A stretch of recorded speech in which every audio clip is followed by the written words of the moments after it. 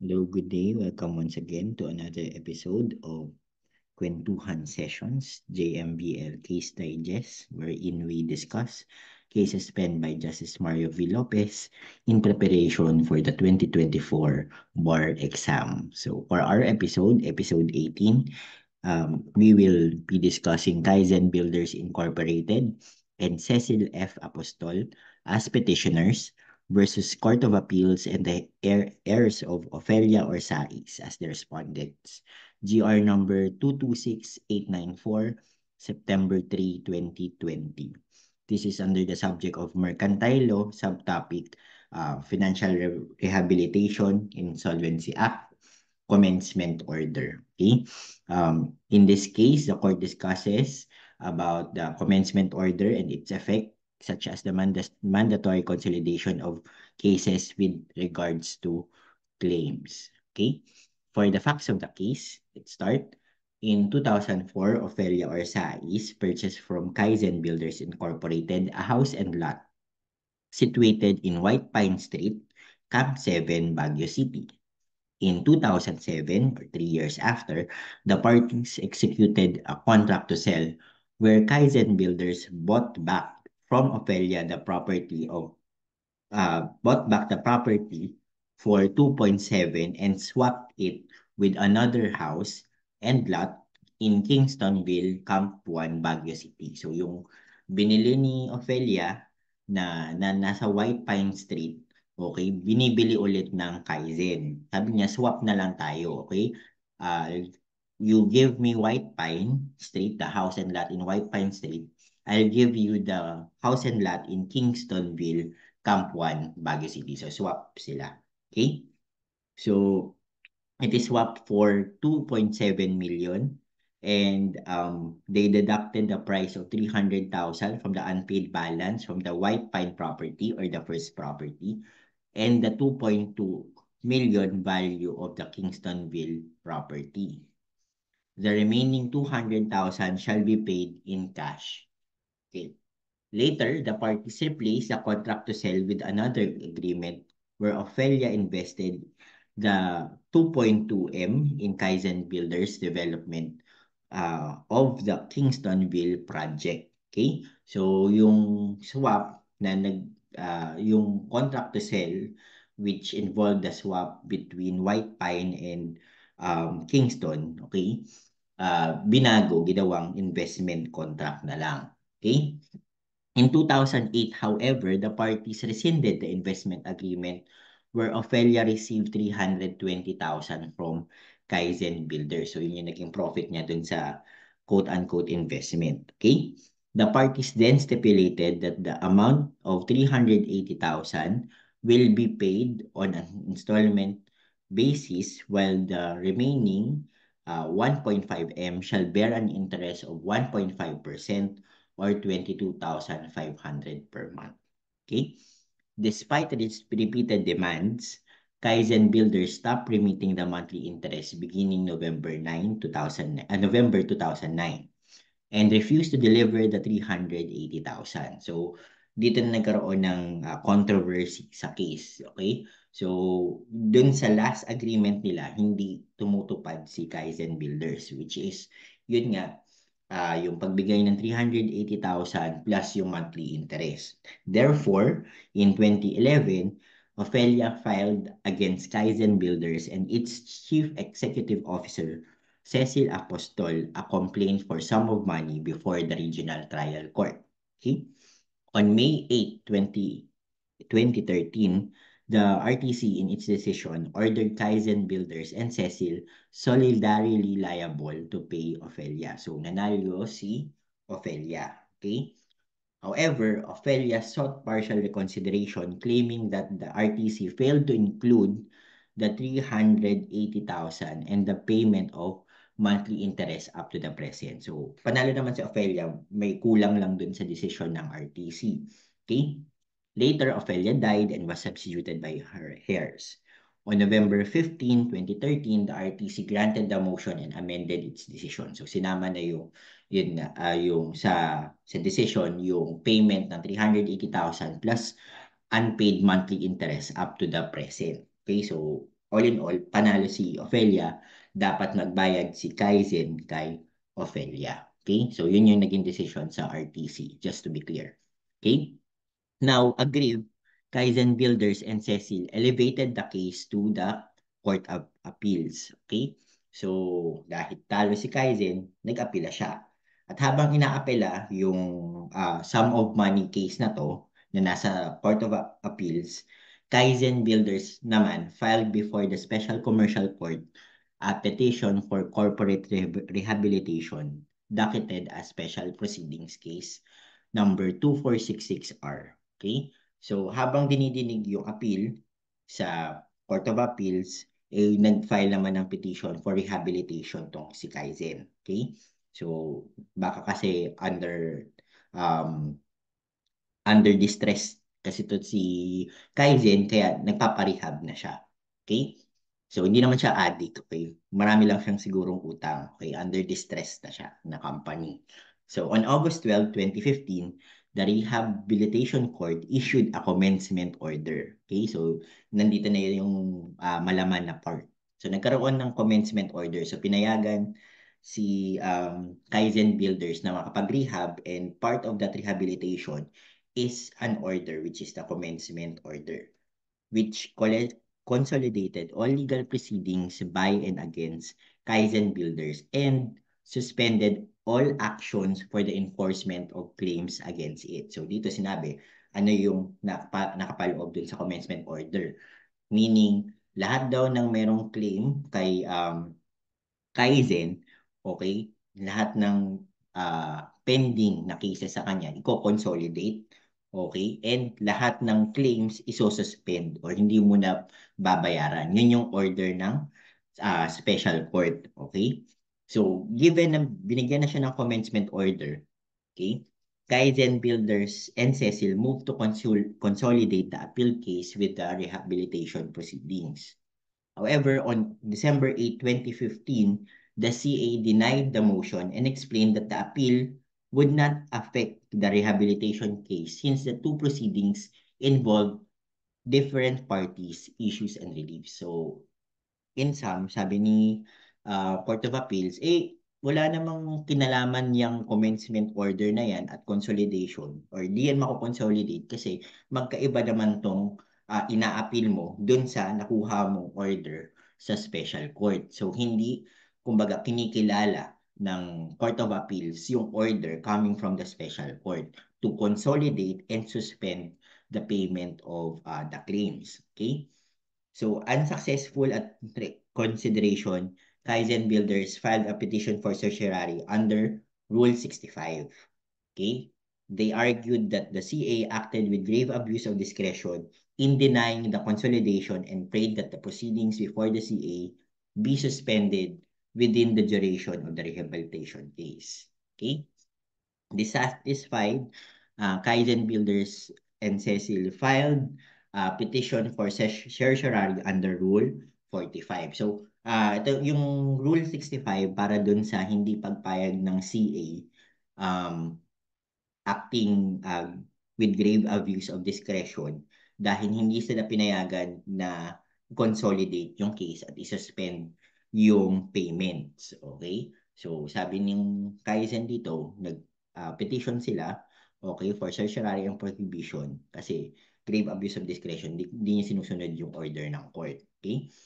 Dun yan sa Rule 65. Dun sa under Rule 45 naman is yun yung uh, ina-appeal nila yung decision ng CA asking Kaizen and its Ophelia's hair to pay. Okay?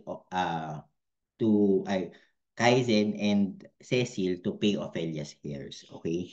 So, yun. So, doon talaga nagkaroon ng gulo. Okay? Na hindi sinunod ng CA yung commencement order coming from the special commercial court. Okay? That's why the issue here is whether or not the CA erred in denying the motion for rehabilitation and holding Kaizen to pay Ophelia despite the commencement order. So tama ba na hindi inonor or hindi kinonsider ng CA yung commencement order coming from the special court. Okay?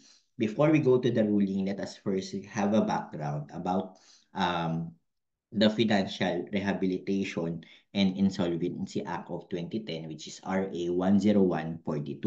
Okay? Para lang meron tayong understanding, kumbaga.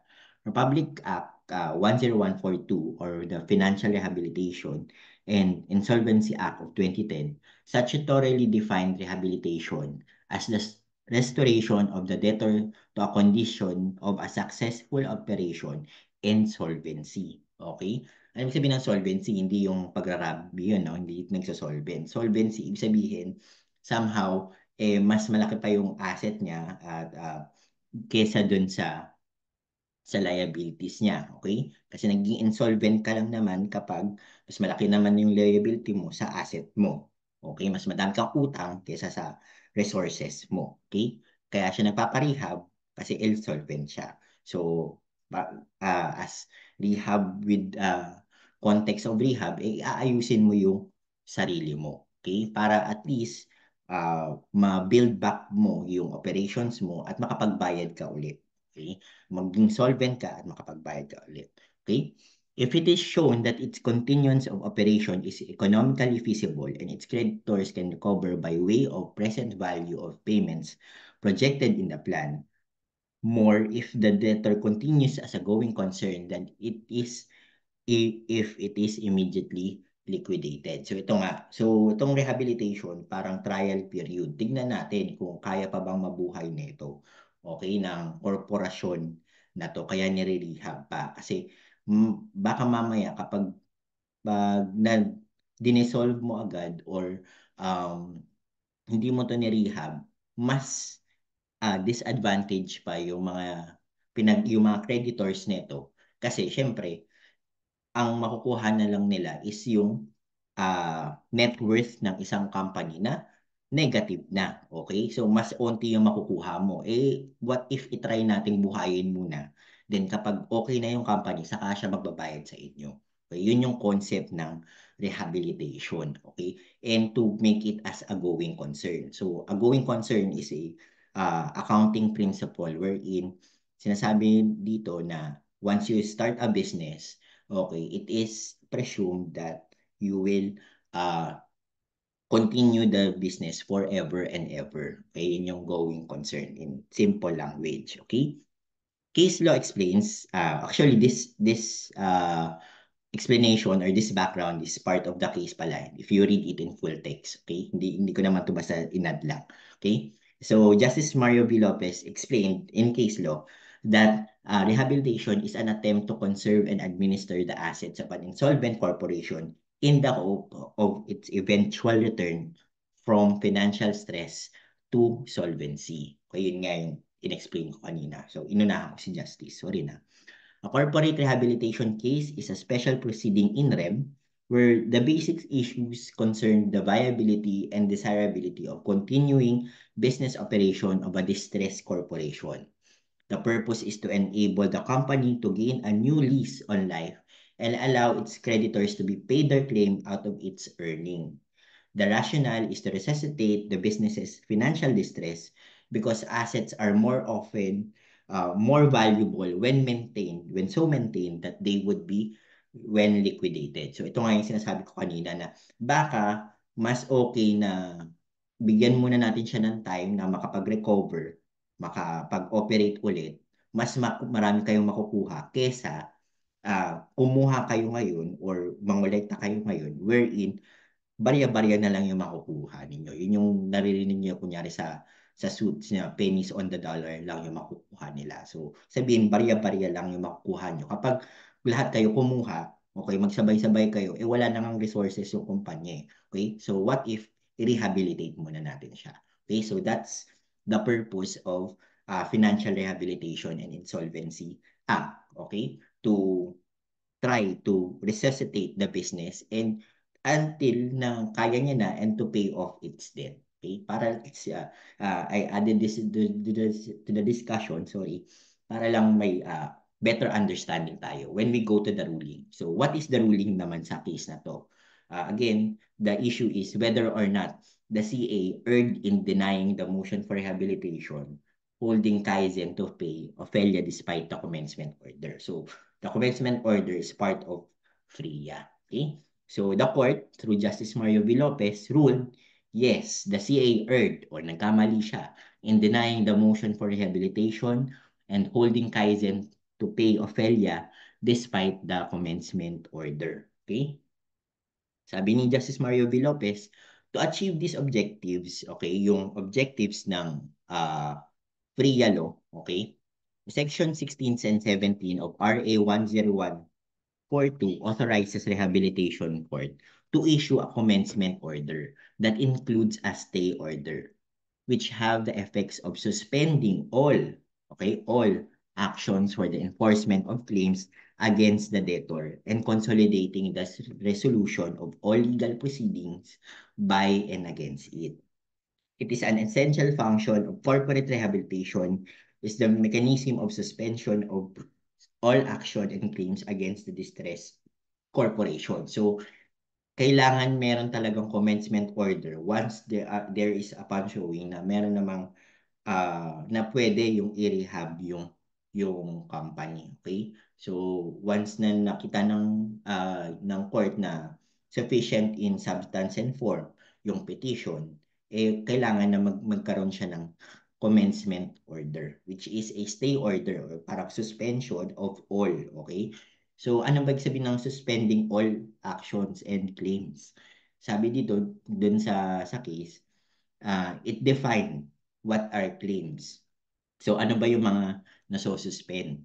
Claims shall refer to all claims or demands of whatever nature or character against the debtor or its property, whether for money or otherwise, liquidated or unliquidated, fixed or contingent, matured or unmatured, disputed or undisputed, including but not limited to. So all claims of the government, whether national or local, including taxes, tariffs, and customs duties, and claims against directors and officers of the debtor arising from the acts done in the discharge of their function, falling within the scope of their authority, provided that this inclusion does not prohibit the creditors of the third parties from filing cases against the directors and officers acting in their personal capacities. Okay? So, dito, dinefine ni Justice Mario B. Lopez, ano ba yung claims? Ano ba yung pwedeng masuspend? So, kasama doon lahat ng mga claims, even including taxes. So, ibig sabihin, kahit taxes, pwedeng masuspend. Okay, kahit pwede mong sabihin kay BIR, kay LGU na, uy, stop muna tayo magbayad ng tax kasi meron akong commencement order.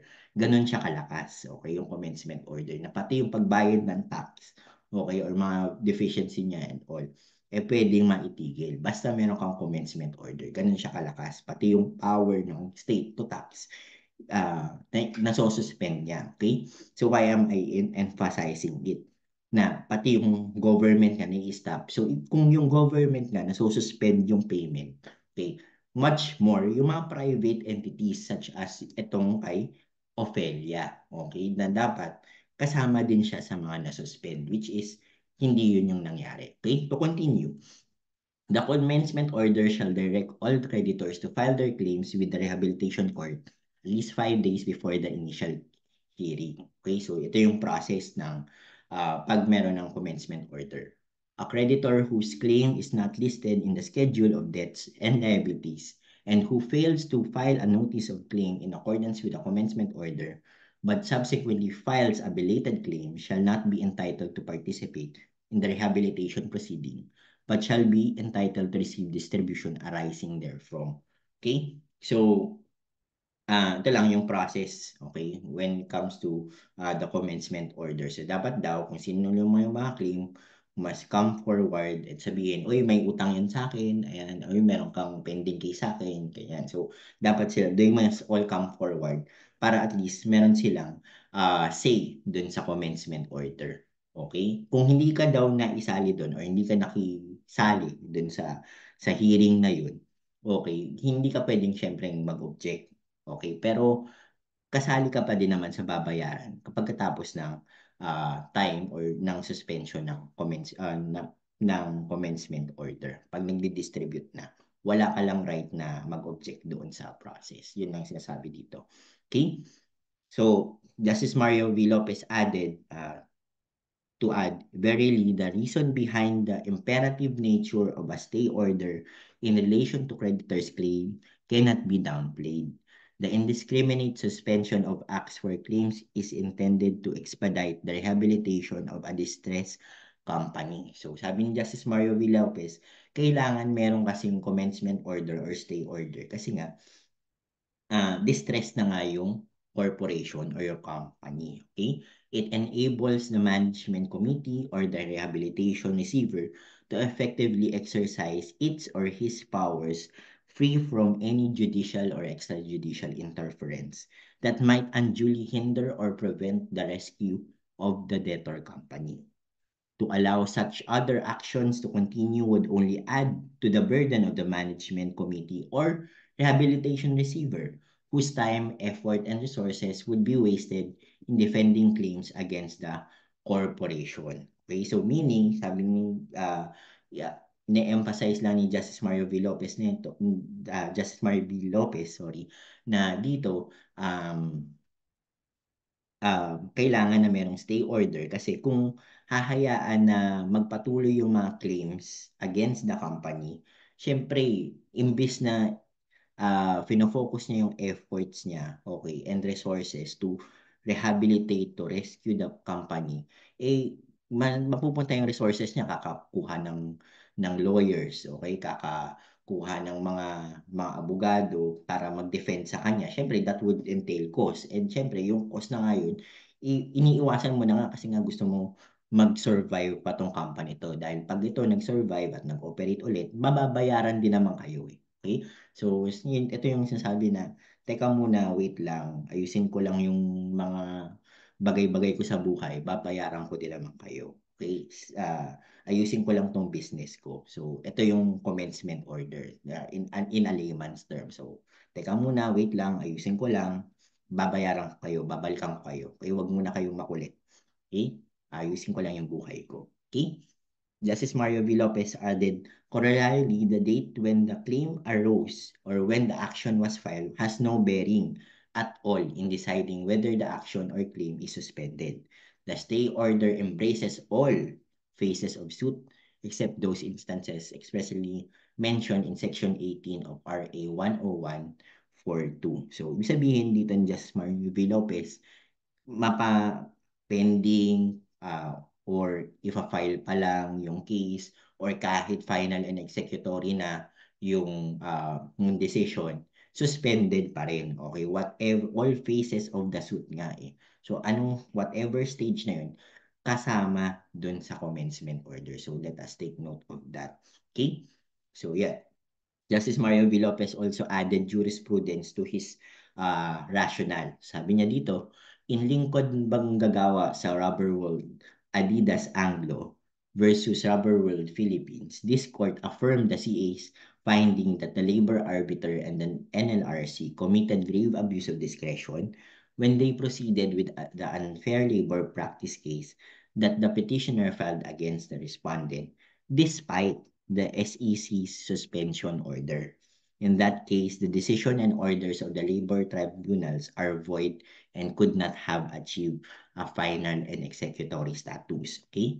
Likewise, in La Savoy Development Corporation versus Buena Vista Properties Incorporated, the respondent filed a complaint for termination of contract and recovery of property with damages against petitioner before the RTC of Quezon City.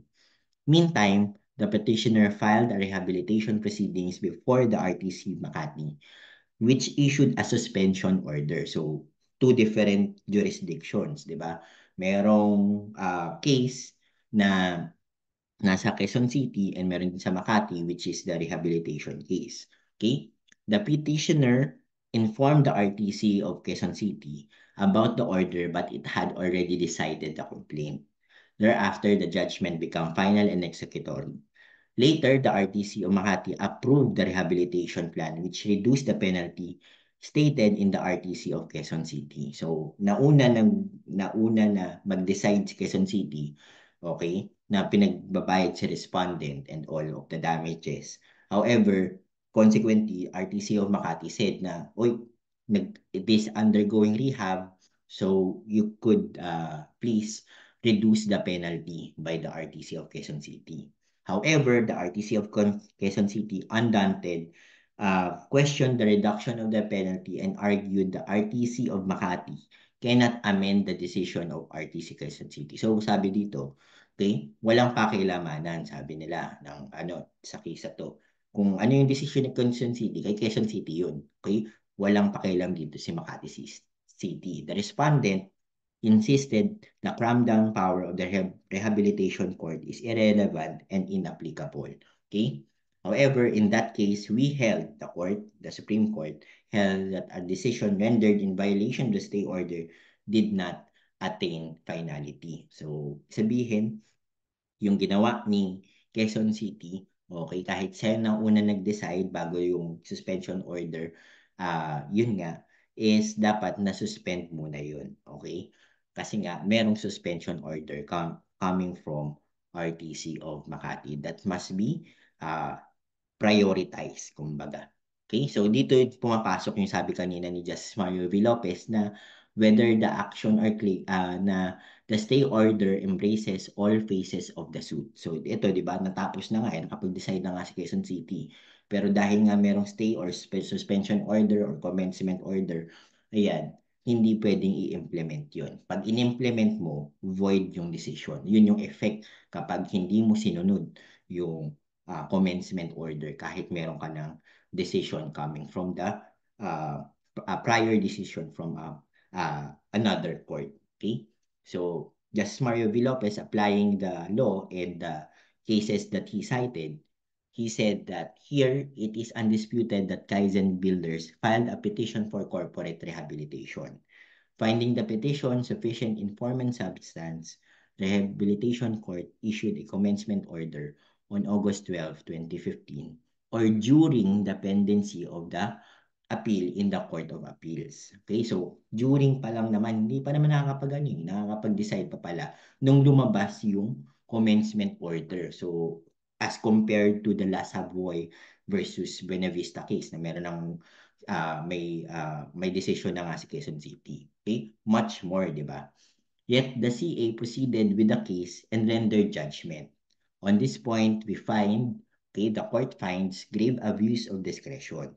To reiterate, the commencement order ipso iure suspended the proceedings in the CA at whatever stage it may be, considering the appeal emanated from a money claim against a distressed corporation which is stayed pending the rehabilitation case. Moreover, the appeal before the CA is not one of the instances where the suspension order is inapplicable. Okay? The CA should have abstained from resolving the appeal. Taken together, the CA clearly defied the effects of commencement order and disregarded the state policy to encourage debtors and their creditors to collectively and realistically resolve and adjust competing claims and property rights. Okay? Applying the pronouncement in Lingkod Manggagawa sa Rubber World and Lasa Wide Development Corporation, the CA and its decision on October are void for having been rendered grave abuse of discretion against the provisions of a mandatory law, which is yung RA 10142. Okay? With findings warranting the grant of petition for certiorari and prohibition, there is no more reason for this court to decide the GR 27647, yung collection case as a valid judgment. Okay, so ibig sabihin lang dito ni Justice Mario V. Lopez dahil void na nga yung hindi pagsunod ng CA, yung kanyang decision din na ino-order si si Kaizen na bayaran si Ophelia ay void din. Okay? Kasi nga, yun yung epekto kapag hindi mo sinunod yung commencement order. So, in sum, okay, in this case, Kaizen Builders and Cecil Apostol versus CA and or Ophelia or Sais, okay, just Mario V. Lopez taught us that what is the purpose of FRIA or the FRIA law. Okay, that is to rehabilitate a distressed corporation with the purpose na kapag na-rehabilitate to, mas maraming makukuha yung creditors kesa dun sa kumuha ka kaagad habang distress siya. Okay? So, again, the purpose of FRIA is to help a distressed corporation to build back its resources and to pay the creditors. At the end of the day, mas marami pa naman daw kasi makukuha yung creditors kapag binuhay pa natin to corporation as compared to okay collecting from the debtor na distress pa siya. So tulungan muna natin siya saka tayo mangolekta. Yun yung purpose ng FRIA. Okay? And one of the essential part of FRIA is the commencement order. So once a commencement order daw is already ordered by the court, okay, it suspends all claims, okay? Um, claims, even including government claims and even private claims. Okay? And it suspends all actions. Okay? Kahit anong stage pa daw siya. So, kahit pa-file ka pa lang, pending, and even kahit final and executory. Okay, once there is a commencement order, okay, that was issued, okay, for a company or for a person, dapat sinusunod yun, okay? Except for uh, the exceptions provided for under Section 18 of RA 10142. Okay, so yun, medyo hindi naman lengthy, pero medyo nakakalito lang tong case na to. Pero maganda tong case kasi discuss your remedies. Okay, kunyari marami ka ng utang at gusto mo munang i-pause yung mga pagbabayad ng utang mo, okay, lalo na kung business ka. Meron ka palang remedy which is to apply for rehabilitation and get a commencement order that will stop all the payments of your debts while you are rehabilitating. Once you are rehabilitated, then the creditors may now proceed to get their claims. So, yun naman yung purpose ng rehabilitation. Okay, so this has been your episode 18. So as of recording, we have 335 subscribers in our channel. So maraming salamat. That's why nakaabot tayo ng episode 18. So, yan, 15 more subscribers. Makakapag-upload ulit tayo ng episode 19 and 20 para tuloy-tuloy ang kwentuhan. Again, maraming salamat sa pag-subaybay at sa pag-subscribe. Tuloy-tuloy lang po tayo para at least tuloy-tuloy lang din yung kwentuhan. Maraming salamat and happy aral po sa inyo lahat.